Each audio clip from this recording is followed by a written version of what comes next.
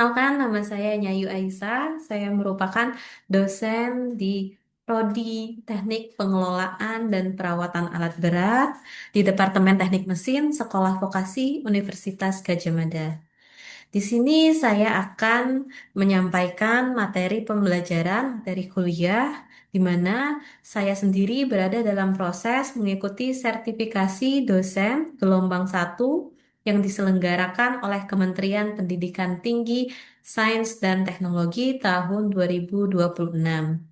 Video ini merupakan bagian dari pernyataan diri dosen dalam unjuk kerja Tridharma atau PDD UKT-PT, khususnya pada bidang pengajaran. Pada kesempatan ini saya akan memaparkan mata kuliah yang saya ampu, yaitu termofluida. Termofluida dengan kode SPAB 214105 dengan SKS sebesar 2 SKS. Saya mengampu mata kuliah ini dengan tim teaching saya, yaitu Dr. Sugianto, STMM. Seperti yang terlihat bahwa mata kuliah ini merupakan mata kuliah teori dengan bobot 2 SKS yang akan ditempuh oleh mahasiswa pada semester 1. Deskripsi singkat untuk mata kuliah ini adalah mata kuliah ini memberikan pemahaman tentang dasar-dasar ilmu termodinamika, mekanika fluida, dan perpindahan kalor. Materi yang disampaikan antara lain dasar ilmu termofluida, sifat termodinamika dari zat kerja dan gas ideal, hukum kekekalan massa, hukum kekekalan energi, persamaan kontinuitas, hukum Bernoulli dan aplikasinya, jenis aliran dan angka Reynolds, kerugian energi pada aliran fluida dan pipa lurus, serta fittings pada sistem perpipaan dan alat-alat penukar kalor. Di sini saya sampaikan terlebih dahulu bahwa capaian pembelajaran untuk mata kuliah ini ada dua. Yang pertama adalah mahasiswa menguasai konsep teoritis dan praktis secara umum tentang ilmu termodinamika, mekanika fluida, dan perpindahan kalor. Sifat termodinamika zat kerja, hukum kekekalan massa, hukum kekekalan energi, persamaan Bernoulli, dan aliran fluida yang diperlukan dalam menganalisis, merancang, dan proses desain sistem perpipaan. Capaian pembelajaran lulusan yang kedua adalah mampu menerapkan ilmu termodinamika, mekanika fluida, dan perpindahan kalor dalam teknik rekayasa pada pesawat pembangkitan energi, pengkonversian energi, atau sistem pendistribusian fluida dengan mempertimbangkan faktor keselamatan, keamanan, dan kesehatan kerja atau K3. Setelah menyelesaikan mata kuliah ini, mahasiswa diharapkan mampu memenuhi 5 CPMK yang telah ditentukan berikut. Yang pertama yaitu menguraikan dasar-dasar termodinamika dalam bidang teknik mesin seperti sistem tingkat keadaan, equilibrium, proses dan siklus, energi dalam bentuk storage energi, panas, kerja, dan juga membahas konsep pengkonversian energi. CPMK yang kedua yaitu menguraikan sifat-sifat termodinamika zat kerja dan menghubungkan sifat tersebut dalam hukum kekekalan massa dan hukum kekekalan energi, baik pada massa atur atau volume atur dan penerapannya dalam teknik rekayasa. Yang ketiga adalah menerapkan dasar persamaan kontinuitas, persamaan Bernoulli, dan mengembangkannya dalam persamaan energi. Menghitung angka Reynolds pada aliran fluida, membedakan jenis aliran, dan menghitung faktor gesekan dalam aliran fluida menggunakan diagram Moody, dan menghitung rugi-rugi aliran.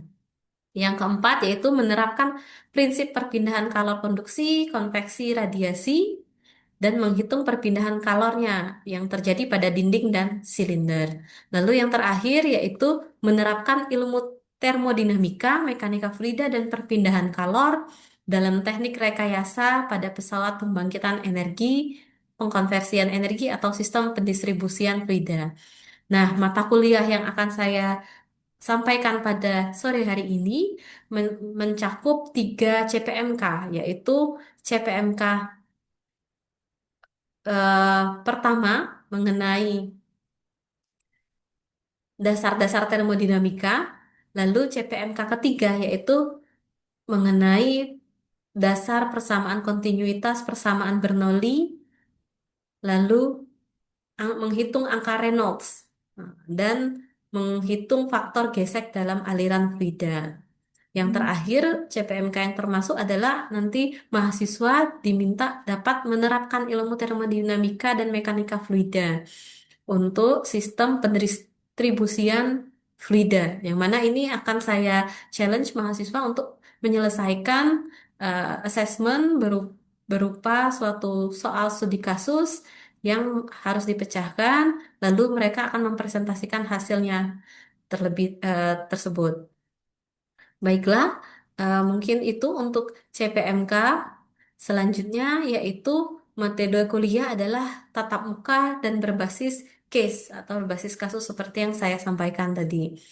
Mahasiswa mengikuti perkuliahan secara luring maupun daring dengan komposisi luring 80% dan daring 20%. Mahasiswa mempelajari materi kuliah yang tentunya telah kami upload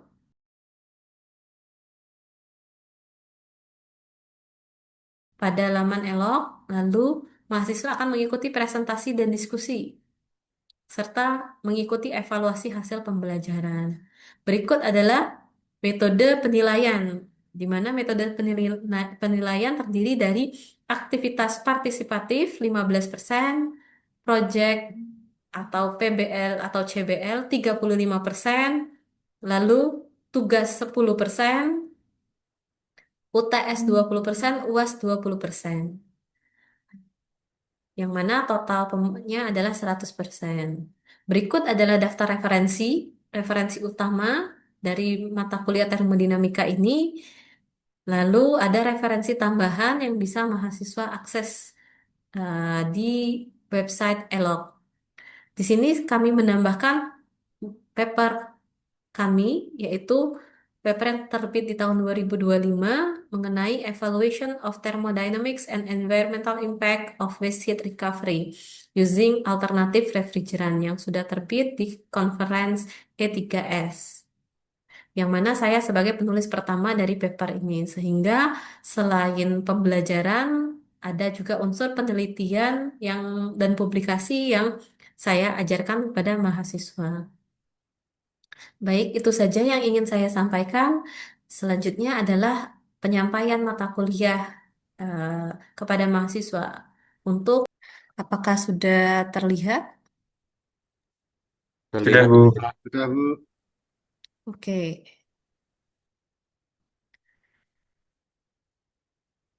di sini ya minggu lalu mungkin eh, teman-teman mahasiswa sudah mengingat kembali ya mengenai pembelajaran jenis aliran. Nah, minggu lalu kita membahas bahwa aliran itu terdiri dari dua jenis ya. Ada aliran laminer yang mana ditunjukkan pada gambar ini ya. Kita udah sepakati bahwa fluida yang bergerak menurut lapisan-lapisan dan tiap partikel mengikuti lintasan yang kontinu itulah yang bernama dengan aliran laminer, di mana tidak terjadi penyimpangan di antara garis aliran. Lalu, apa itu turbulen? Aliran turbulen itu adalah aliran yang mana tiap-tiap partikel fluida itu bergerak sangat tidak teratur, seperti yang sudah yang bisa dilihat ya di slide ya, di mana hal ini diakibatkan dari kecepatan fluida itu sendiri ya, yang sangat tinggi. Nah, ada suatu kuantifikasi, suatu bilangan yang bisa mewakili dari apakah fluida tersebut berjenis laminer ataupun turbulen, maka disebut dengan bilangan Reynolds. Bilangan Reynolds itu sendiri merupakan perbandingan gaya inersia terhadap viskositas untuk suatu aliran yang terjadi di dalam pipa. Rumusnya mungkin minggu lalu sudah kita bahas ya mengenai ini.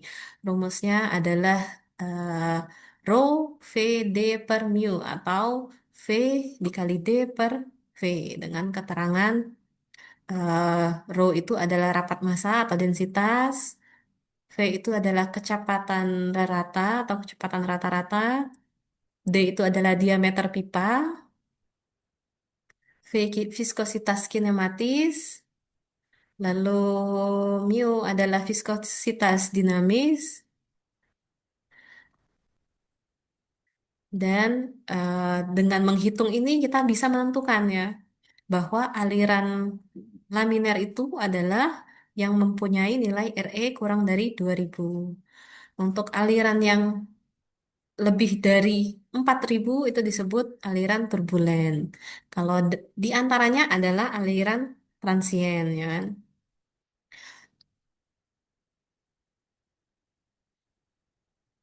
Ini juga kemarin kita sempat singgung mengenai profil kecepatannya ya. Ketika aliran laminer, maka kecepatannya itu dapat dilihat di sini bahwa dia akan lebih menjorok ya, akan lebih cenderung mengerucut di tengah. Namun ketika itu turbulen, biasanya dia akan rata di tiap permukaan dan menyentuh di dinding-dinding pipa. Dia cenderung seperti ini, memiliki aliran yang turbulen. Nah, saat ini yang kita pelajari adalah mengenai kerugian tekanan atau kerugian energi. Kalau di sebelumnya itu kita sudah mempelajari hukum Bernoulli, ya, kan? Kalau masih ingat. Nah, maka di sini kita akan kembali menggunakan hukum tersebut.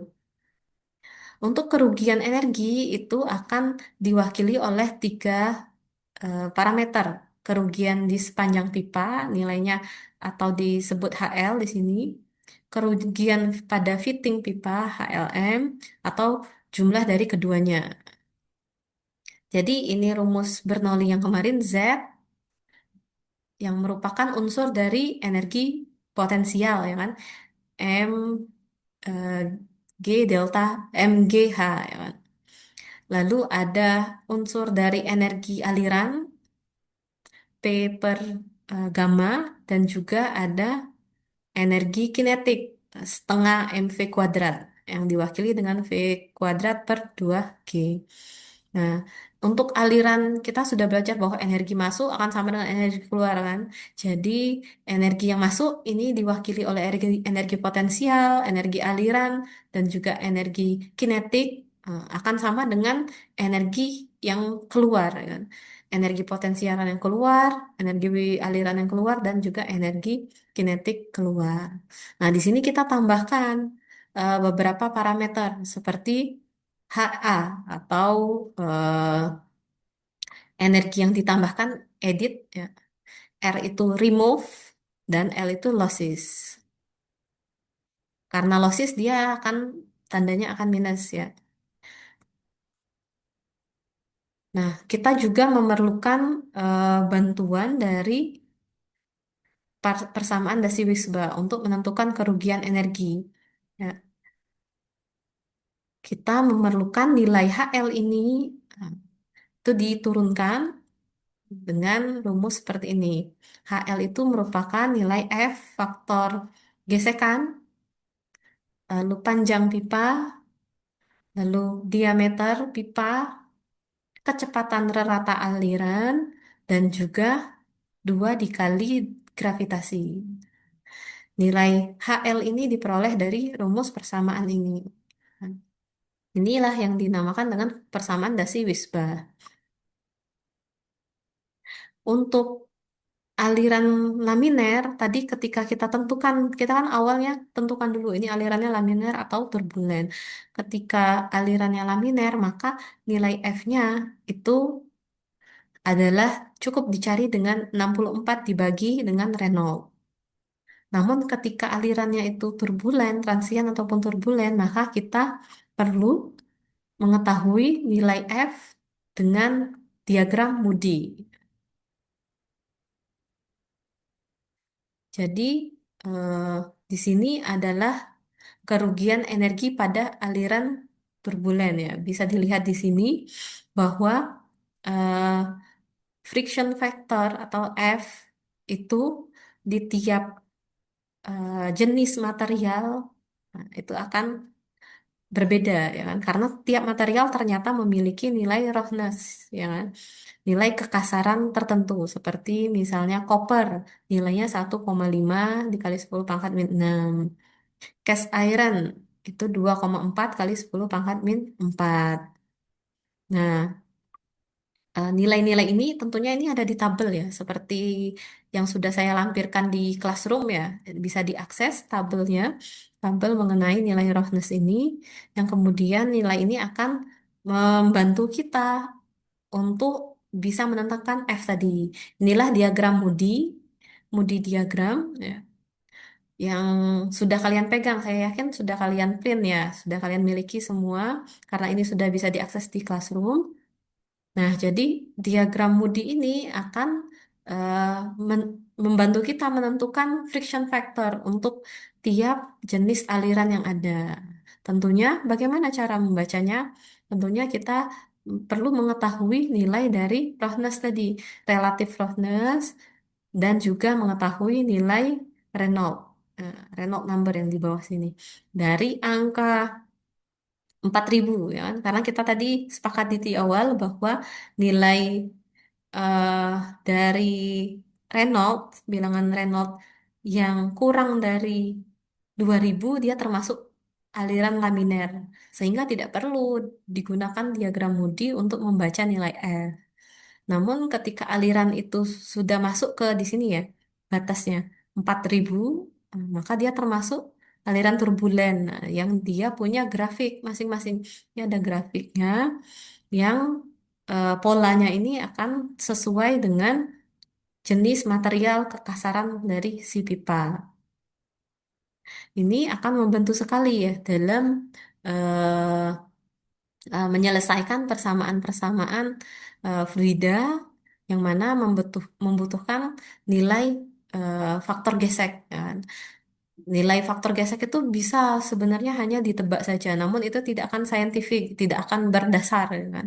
Nanti tidak akan kuat justifikasinya, maka perlu dihitung secara saintifik yaitu dengan menggunakan Moody diagram ini.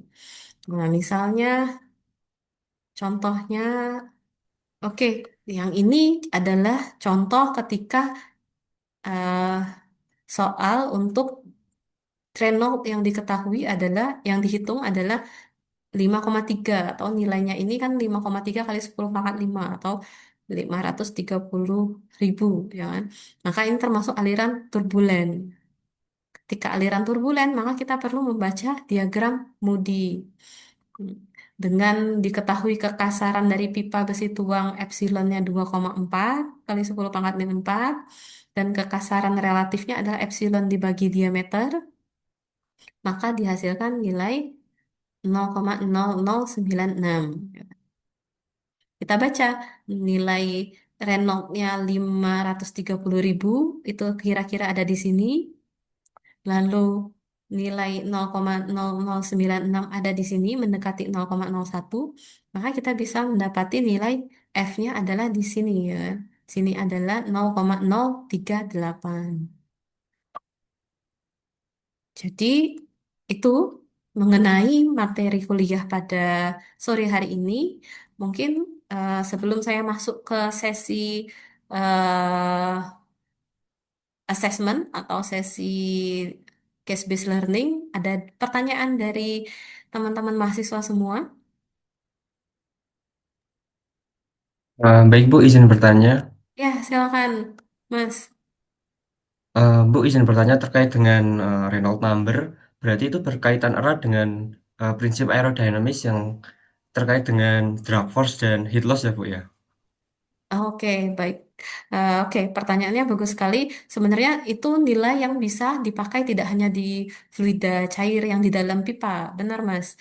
Jadi, Mas Rizal menyatakan bahwa memang nilai ini juga akan berkaitan erat dengan drag force ataupun aliran aerodinamika yang ada di mobil ataupun di pesawat terbang seperti itu. Nah, itu juga akan menentukan ya parameter-parameter lain dalam mempertimbangkan gaya angkat, dan juga kehilangan energi yang terjadi. Baik Bu, terima kasih atas penjelasannya. Oke, ada pertanyaan lain?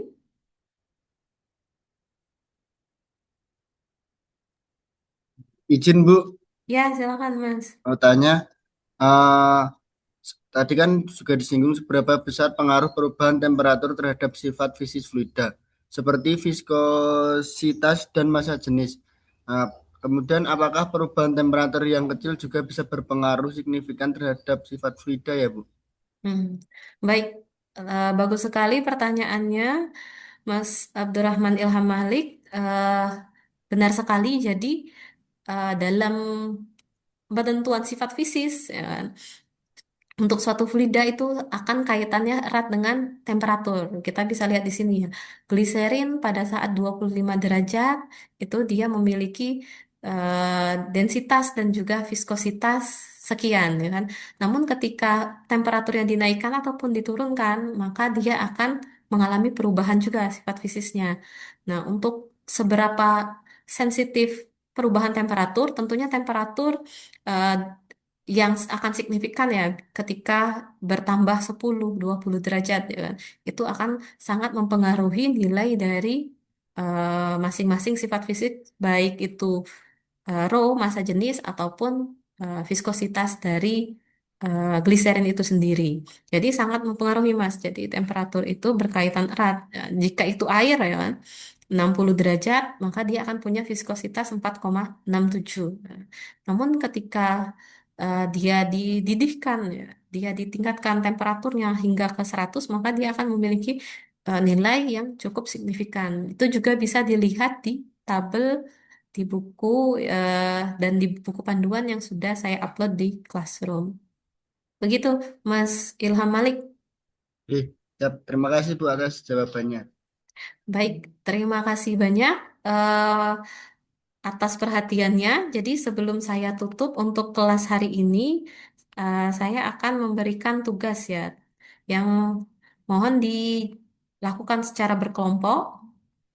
Tugasnya ini adalah kerjakan secara berkelompok, satu kelompok 4 orang, lalu selesaikan soal pada slide yang saya tuliskan ini. Nah, ini berkaitan dengan pertanyaan temannya barusan ya, mengenai temperatur. Seberapa besar sih pengaruh temperatur terhadap sifat fisis fluida? Nah, kita bisa lihat ya, mungkin beberapa parameter itu tidak terlalu jauh nilainya, tapi ketika temperaturnya sangat beda, delta T-nya, maka nilainya juga akan signifikan berbeda. Nah, bisa dibaca di sini ya, bahwa ada untuk kelompok 1 dan 3 kerjakan soal ini, 4 dan 6 kerjakan soal ini. Ada dua kasus ya. Yang kedua adalah mengenai eh,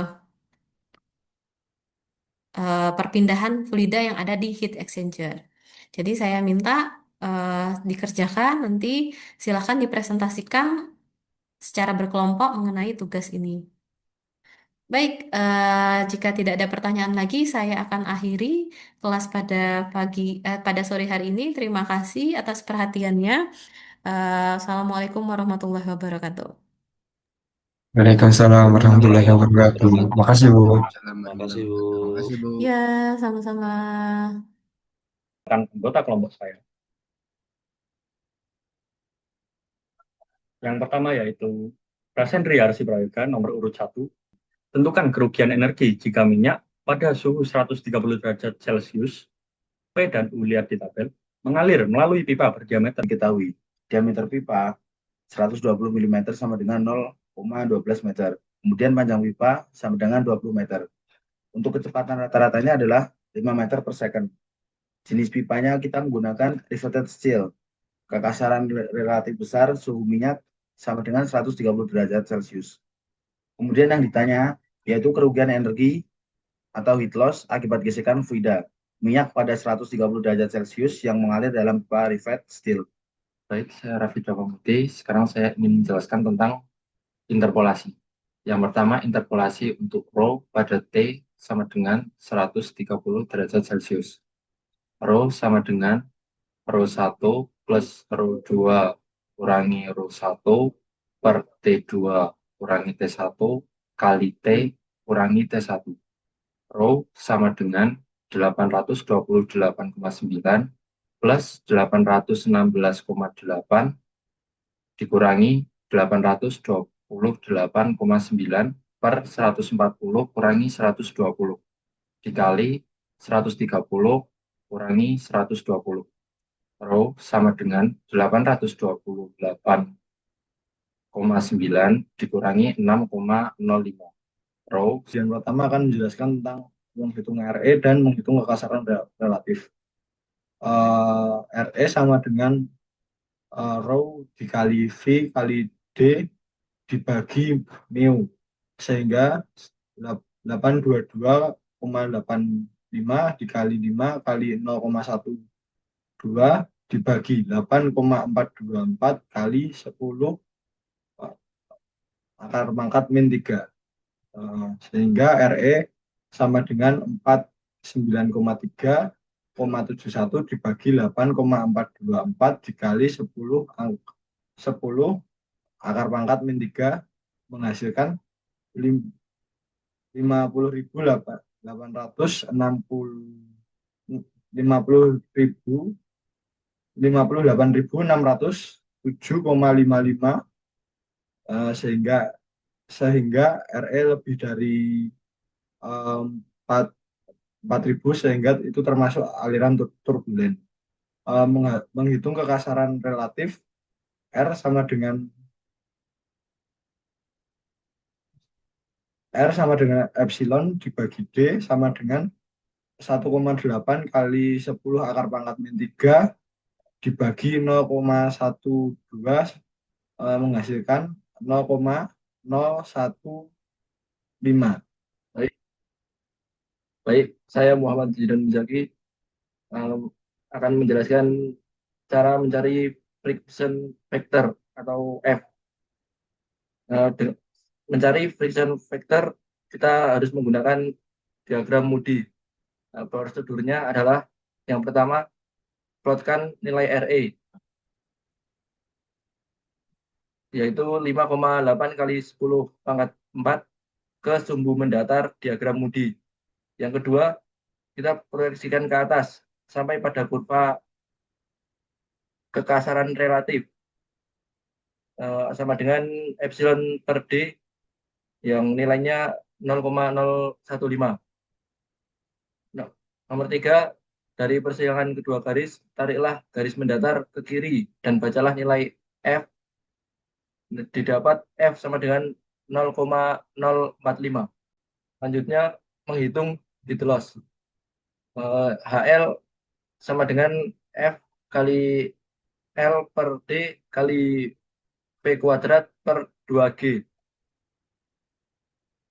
sama dengan 0,045 kali 20 per 0,12 kali 5 kuadrat per 2 kali 9,81 sama dengan 0,045 kali 166,667 kali 1,279 diperoleh heat loss sama dengan 9,555 meter.